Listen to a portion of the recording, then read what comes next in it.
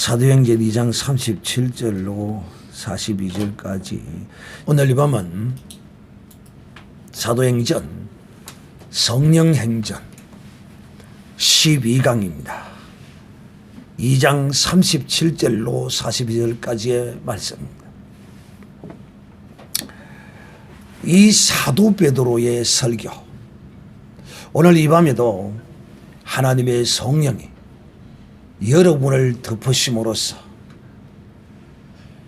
오늘 이 2000여 년 전에 이 사도 베드로의 이 설교를 듣고 저들이 마음에 찔려 우리의 이 패역하고 완악하고 악하고 추한 이 심령이 오늘 이 밤에도 이 베드로가 전하는 이 말씀에 인하여 찔림을 받는 자는 복이 있도다. 그러나 찔림을 받지 않은 자, 여전히 심령문을 닫아놓고 그 완악함과 패역함을 하나님 앞에 과시하는 사람이라면 결단코 하나님의 성령이 만져주지를 않습니다. 오늘 이 베드로의 설교가 무엇입니까? 바로 너희가 법 없는 자의 손을 빌어 하나님의 아들 예수 그리스도를 십자가에 못 박혀 죽였느니라. 그러나 하나님은 그가 죄 없으심으로 성경대로 그를 죽은 자 가운데서 다시 살리셨다고. 그리고 그가 지금 하나님의 보좌 우편에 앉아 계신다고. 바로 너희의 죄를 인하여 십자가에 못 박혀 죽인 바로 이 예수가 너희의 주와 그리스도가 되신다라고. 이렇게 오늘 이 말은요, 여러분, 이 지금 2000년 전에 베드로가 그 시대의 그 사람들에게 한 설교가 아니라 바로 오늘 이 시간 우리를 향하여 그렇습니다. 뭐가 그래요? 법 없는 자의 손을 빌어 예수 그리스도의 십자가에 못 박은 자가 바로 나입니다. 이런 화답과 고백과 그 마음의 찔림과 이런 회개함과 이런 뉘우침이 있을 때 진실로 오늘 이 밤에도 은혜의 밤이 될 것이며 또한 하나님의 성령이 여러분을 덮어주실 것입니다.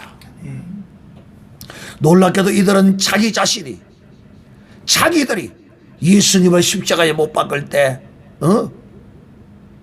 그 밑에서 빌라도의 법정에서 손뼉을 치고 예수를 십자가에 못 박으라고 바로 외치던 바로 그들이 오늘 이 베드로의 설교를 듣고 마음이 찔렸습니다. 할렐루야. 너희가 죽였다는 것입니다. 그렇습니다. 예수 그리스도는 2000년 전에 로마 군병들이 법 없는 자들이 법 없는 그들이 예수를 십자가에 못 박은 것이 아니라 바로 오늘 내가 예수 그리스도를 진실로 십자가의 믿음으로 못 박는 복된 사람인 것을 깨달아야 합니다. 주여 나 같은 것이 무엇이기에 주제를 알아야지. 너 주제를 알아야지. 소크라테스가 뭐라고 그랬어요? 네 자신을 알라. 네 주제를 알아야지. 네 주제를. 아직도 네 주제를 몰라? 그러므로 사랑하는 자들이여, 놀랍게도 이 베드로의 이런 설교를 들었을 때 이들은 3000여 명이나 3000여 명이나 거기서 땅바닥에 주저앉아서 우리가 어찌해야 할 것인가라고 땅을 치고 통곡했습니다. 수근수근합니다. 우리가 이 일을 어찌해야 되느냐, 어찌해야 되느냐. 바로 이와 같은 역사가 하나님의 거룩한 성령이 임하셨기 때문에 이런 엄청난 회개의 역사가 일어난 것입니다. 아멘. 저들이 얼마나 마음에 찔리고 아프고 고통스러웠었냐 하면 여러분 한번 상상을 해보세요. 지금 50여일 전이잖아요. 한 60일, 50일 정도 했잖아요. 예수님을 십자가에 못 박은 지가 한 50여일 되었잖아요. 그런데 기억도 생생할 거 아닙니까? 그 밑에서 못 박아서서 죽이라고 이렇게 외치던 그 무리들 가운데 이들이 하나님의 구원주 메시아를, 그것도 법 없는 자의 손에 십자가에 못 박아 죽이라고 외치던 바로 그들이 오늘 이 베드로의 설교를 들으면서 자기들이 그렇게 죽이라고 했던 그분이 하나님의 거룩한 선지자 다윗을 통하여 결코 그는 죽었으나 썩지 않았습니다. 아멘. 살아가는 게 아니라 모든 인생은요, 이 호흡이 끊어지면 이 육체 속에 있는 바이러스와 균들을 인해서 부패하기를 시작합니다. 그러나 우리 주 예수 그리스도는 썩지 않았습니다. 아멘. 죽었으나 썩지 아니하고 죽었으나 3일 만에 다시 부활하셨습니다. 이것이 바로 기록된 성경대로 되었다는 것입니다. 이 베드로의 설교가 비록 하나님의 거룩한 성령이 그와 같이 하셨기 때문에 그 엄청난 능력으로 나타났지만은 이 베드로의 설교가 이와 같이 저들에게 그 가슴이 찔리고 회개하는 모습으로 드러날 수 있었던 것은 바로 베드로가 저들이 하나님의 말씀하던 그 기록된 성경을 인용하여 바로 이 우리 조상 선지자들이 예언하던 말씀이 예수 그리스도를 통하여 이루어진 것이다라고 할 때, 이야, 그 말씀이 바로 그 말씀이었구나. 우리가 이런 죄를 지었는데 이 일을 어찌해야 되느냐, 이 일을 어찌해야 되느냐. 베드로에게도 묻고 옆에 있는 사도들에게는 묻습니다. 그러면 우리가 어찌해야 살 수 있느냐, 그러면 우리가 어찌해야 하느냐. 정말 깨달은 사람은요, 내가 어찌해야 하는가를 이 사도 베드로뿐만 아니라 제자들에게 물은 것 같이 내가 모르면 물어야 합니다. 깨달았으면 정말 내가 알지 못하고 내가 거기서 손을 들고 고래고래 고함을 지르면서 예수를 죽이라고 했던 그걸 깨달았으면 내가 어찌해야 되나, 이 죄를, 이것을 어찌해야 되느냐고 물어야지. 오늘날 묻지를 않아. 인생들이 참 잘난 건지 똑똑한 건지 바본지 천치인지 쪼단지는 나는 알 수는 없지만은 묻지를 않아. 내가 이 일을 어찌해야 되겠느냐고. 지금 내 인생에, 내 삶에 이런 것이 이렇게 왔는데 내 이런 입장에서 내가 이 일을 어찌해야 되느냐고 물어야 될 거 아니야. 물어야 하나님 앞에 무릎을 꿇고 주여 내가 이제 어찌해야 합니까? 금식하며 토설하며 바로 이 다윗이 범죄고 하나님 앞에 무릎을 꿇고 눈물로 그 침상을 적시며 회개한 같이, 하나님, 내가 이런 짓을 저질렀는데 내가 이것을 어찌해야 하냐고 통회하고 자복하고 주님께 물어야 되지 않겠어요? 근데 오늘 이 베드로의 설교를 들었던 이 유대인들은, 이스라엘 사람들은 놀랍게도 그들은 그 예수님이 빌라도 법정에서 재판받을 때에 그 살았고 찬이 찬 그런 사람의 모습은 온데간데 없고, 정말 찔림과 회개함과 어찌할 바를 모르는 그런 가슴으로 제자들을 향하여 그러면 우리가 어찌해야 됩니까? 이렇게 물었을 때 베드로가 저들에게 말합니다. 너희가 회개하라. 회개는, 온전한 회개는 입으로 하는 게 아닙니다. 첫째는 입으로 해야 합니다. 정말 입으로 회개해야 합니다. 내가 무엇을 잘못했는지 회개해야 합니다. 회개. 그러니까 예수를 핍박하다가 예수를 영접한 사람은 교회에 와서 철저히 하나님 내가 알지 못하고 예수 믿는 사람들을 핍박했습니다. 이것뿐만이 아니라 나는 하나님 헤아릴 수 없는 수많은 죄악을 지었습니다 하고 자기의 그 죄의 중심이 되는 그 죄부터 회개부터 하는 것입니다. 회개. 이 회개는 그냥 장난으로 중얼중얼하고 마는 게 아니에요.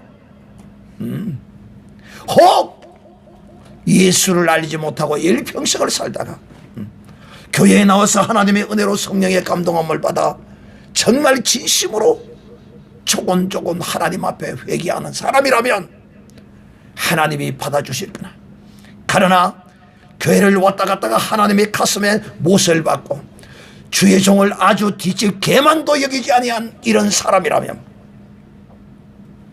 눈물로 통회하고 금식하며 부러지며 소리내며 하나님께 내 죄가 어떤 죄를 지었는지를 구체적으로 모든 죄를 심지어는요 다윗은요 내가 모태로부터 하나님 나는 죄인이었습니다. 나는 이런 자입니다. 하나님 나를 불쌍히 여겨 주시옵소서. 다윗의 회개에 다윗의 시편을 잘 읽어보세요. 나는 복중에서부터 나는 죄였다고 내 죄의 근원을 이렇게 회개하지 아니하면 말짱 도루묵 말짱. 그래서 베드로가 오늘 이들이 예수님의 십자가에 못 박아 사랑하는 예수님은 반드시 죽으셔야 할 분이십니다. 우리의 논리와 우리의 이성으로 보면 예수님은 우리의 속죄를 위하여 하나님의 어린 양으로서 드려질 거룩한 번제물입니다. 그런데도 놀라웠게도 하나님은 우리의 인간적 이 이성의 한계를 초월하게 하시기 위하여 법 없는 자의 손을 빌게 했습니다. 그 당시 이 정상적인 속죄의 제물이 되기 위해서는요 법 없는 자가 잡는 것이 아니라 대제사장이 이는 하나님의 어린 양이다. 우리의 죄를 위하여 이 땅에 오셨으므로 주님 우리의 제물이 되어 주시옵소서 하고 십자가에 올려야 합니다. 이렇게 되면 이상한 모습이 되지 않겠습니까? 그래 안 그래요? 우리의 논리와 우리의 이성적으로 볼 때 윤리와 도덕적으로 볼 때 사람을 대신하여 십자가에 못 박았다. 이것 참 그래서 하나님의 지혜를 하나님의 행하심을 인생이 참양치 못하게 하셨다는 거예요. 이들이 이렇게 십자가에 못 박아 죽인 이 일에 대하여 이것은 법 없는 자가 죽일 일이 아니거든요. 법 있는 자가 법대로 죽였어야 했거든요. 근데 이들은 그걸 몰라. 이 유대인들은 그걸 전혀 모릅니다. 그냥 단지 하나님이 다윗을 통하여 예언한 그 메시아를 우리가 법 없는 자 저 이방인의 손을 빌어서 죽였구나. 와, 우리가 정말 이런 나쁜 짓을 했구나. 주여 내가 거기에 가담했습니다. 내가 그런 나쁜 놈입니다. 이런 식입니다. 이것도 회개입니다. 그래서 베드로가 첫째는 너희가 회개하라는 것입니다. 어떤 죄를? 여기서 이 회개의 죄는 이들이 메시아를 무시하고 메시아를 십자가에 못 박으라고 하나님의 뜻이 아닌 자기의 의지와 뜻을 따라서 십자가에 못 박은 이 죄를 회개하라는 것입니다.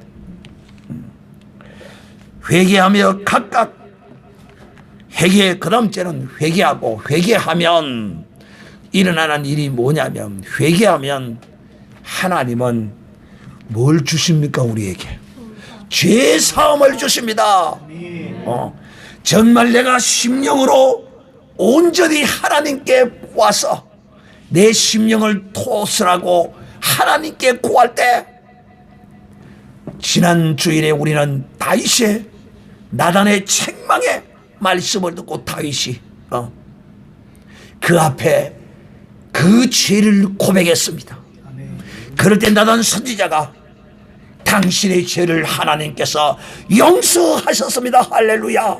주의 종으로부터 네 죄 사함을 받았다고 선언함을 다윗이 받았던 것입니다. 이런 모습이, 비록 우리가 하나님께 회개하면 하나님이 우리의 죄를 용서하십니다. 그러나 우리가 하나님이 보이지 않습니다. 또 하나님이 내게 네 죄 사함을 받았다고 직접적으로 선포하지 않습니다. 그래서 하나님이 주의 종을 세워놓았어요. 그런데 이것을 잘못 이용해서 천주교가 악용했습니다. 천주교가 악용했어요. 그러나 우리는 그리스도 안에서 정녕 하나님이 액세서리로 세운 것이 주의 종이 아닙니다. 오늘날에도 그 종의 입술을 하나님이 그대로 사용하시는 줄 아셔야 합니다. 하나님은 반드시 살아계십니다. 나단 선지자의 책망을 받은 다윗이 내가 이런 죄를 지었다고, 그럴 때 선지자가 당신이 죄 사함을 받았다. 결코 네가 죽지 않을 것이라. 그러나 하나님의 징계는 네게 있을 것이라고 하나님이 이 나단 선지자를 통하여 말씀하셨습니다. 그러므로 사랑하는 자들이 우리가 주 예수 그리스도 안에서 믿음으로 살다가 마귀에게 속아서 마귀와 함께 지내며 마귀와 함께 더불어 행하다가 죽기로 돌아오면 반드시 첫째는 회개해야, 구체적으로 하나님께 내가 이런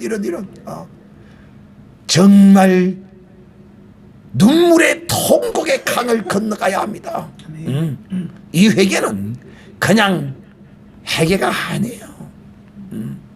내 행실이 완전히 바꾸어지고 내 마음이 완전히 바뀌어지는 회개여야 돼요. 행식적으로 아나콩콩. 하나님은 오늘도 회개하는 자에게 죄 사함을 주십니다. 하나님은 회개하는 자를 기뻐하십니다. 그래서 베드로가 이 유대인들에게 그렇게 마음이 찔려서 어찌할 바를 몰라서 모두가 다 그렇게 고통하고 있을 때에 회개하라. 그러면 하나님이 너희에게 죄 사함을 주실 것이라. 그리고 예수 그리스도를 믿어라. 예수를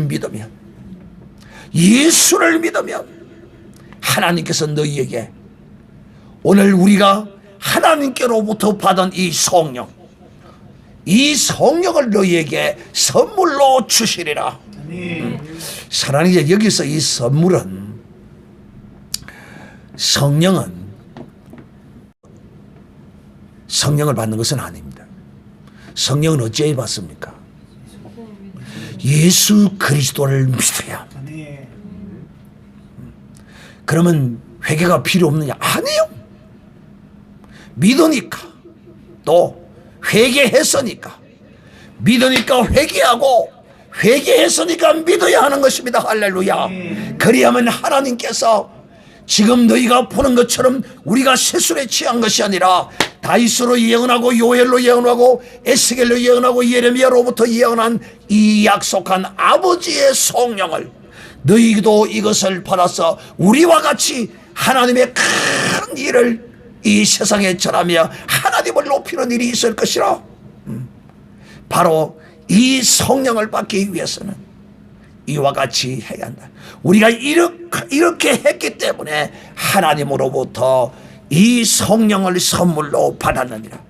자, 그러면 여기서 이 성령을 선물로 받았다 그러면 이걸 어떻게 우리가 이야기를 해야 되냐면, 이것은 여러분이 잘 아시는 것처럼 이거는 성령 세례를 말함도 아니요, 성령 받은 것을 말하는 것도 아니고, 이것은 두 가지를 동시로 다 말하는 것입니다. 즉 다시 말하면 성령도 하나님이 우리에게 은혜로 선물로 준 것입니다. 성령 세례도 우리가 잘나고 우리가 똑똑해서 우리가 받을 만해서 하나님이 성령 세례를 주시는 것이 아닙니다. 그래서 여기서 말하는 성령을 선물로 받는다는 이 개념은 성령 받는 것과 성령 세례 받는 것을 동시적으로 말하는 것이다. 왜? 이 사도 베드로가 이렇게 예수 그리스도를 체험했습니다. 그 말이 무슨 말이냐? 사도 베드로가 처음에 성령을 받고 예수님이 부활하셔서 자기들에게 찾아와서 성령을 받고, 그 다음에 이제 주님께서 떠나가시기 전에 40여일을 계시고 떠나가시기 전에 제자들에게 여기 모여서 기도하라고 함으로써 베드로가 제자들과 함께 300여 명이 거기에 모여 기도하는 가운데 이 성령 세례가 그때 임했습니다. 그러면 마가 오순절 다락방에 성령 세례만 임한 것이 아니라 성령도 임했고 성령 세례도 임했습니다. 그래서 먼저 성령을 받은 사람은 성령 세례를 받았고, 그 증거가 뭐였습니까? 베드로가 예수님의 제자 하나가 부족한 그 숫자를 하나님의 성령에 감동되어서 마가 오순절 다락방에 성령 세례가 임하기 전에 예수님의 제자 하나를, 마띠아를 제비 뽑아서 그 숫자를 채운 것이 바로 베드로가 성령을 받았기 때문에 거기 가능했던 것입니다. 그러므로 사랑하는 인자들이요, 이 성령의 약속은 어떤 특별한 사람이 아니라 누구든지, 하나님의 약속은 남종과 여종에게, 늙은이나 젊은이나 어린아이나 누구나 상관없이 하나님이 기뻐하시고 하나님이 뜻하시는 자에게 이 성령을 선물로 주시는 것입니다. 그러므로 사랑하는 자들이여, 진실로 회개하는 자는 복이 있습니다. 왜냐?